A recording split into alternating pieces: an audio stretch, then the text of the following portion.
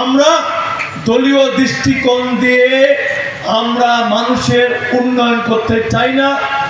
আমাদের যারা ব্যবসা করেন বা আমরা কৃষকরা বিভিন্নভাবে সার বলেন, বীজ বলেন, কীটনাশক বলেন, বিভিন্ন ডিলারের কাছে, দোকানের কাছে আমরা ছেড়ে ক্রয় করি।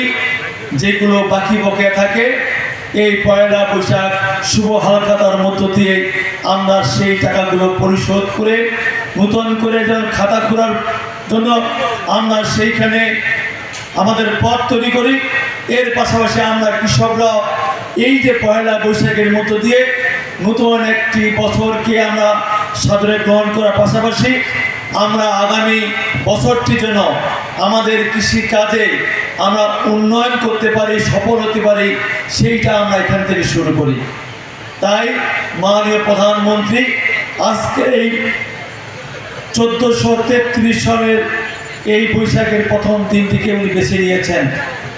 এই যে আমরা কার্ডটা যখন আজকে আমাদের প্রদান করছি বা যারা এইখানে আপনাদেরকে খুঁজে খুঁজে বের করেছেন, সেই ক্ষেত্রে কিন্তু কোনো দলীয় দৃষ্টিকোণ থেকে বিচার করা হয় নাই। সেইখানে নয়, আমরা কোনো ধর্ম বর্ণ সেই হিসাবে কিন্তু আপনাদেরকে যাচাই বাছাই করি নাই। এখানে কৃষি কর্মকর্তারা আপনাদের বাড়িতে গেছেন, আপনাদের খোঁজখবর নিয়েছেন, কে প্রান্তিক চাষি, কে বর্গা চাষি, কে ভূমিহীন চাষি। সেইখানে আমাদের দলীয় কোনো নেতা কর্মী অনেকেই জানে না, অনেকেই সেইখানে খোঁজখবর রাখতে পারেন নাই। আমি এখানকার সন্তান হিসাবে, আমি এখানকার সংসদ সদস্য হিসাবে আমিও বলতে পারবো না যে আমাদের কোন মানুষটি এই কৃষক কার্ডটা পেলেন।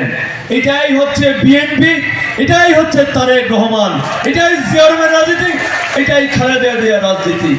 আমরা দলীয় দৃষ্টিকোণ দিয়ে আমরা মানুষের উন্নয়ন করতে চাই না। দলীয় দৃষ্টিকোণ থেকে আমরা জনগণের উন্নয়ন করতে চাই না, এলাকার উন্নয়ন করতে চাই না।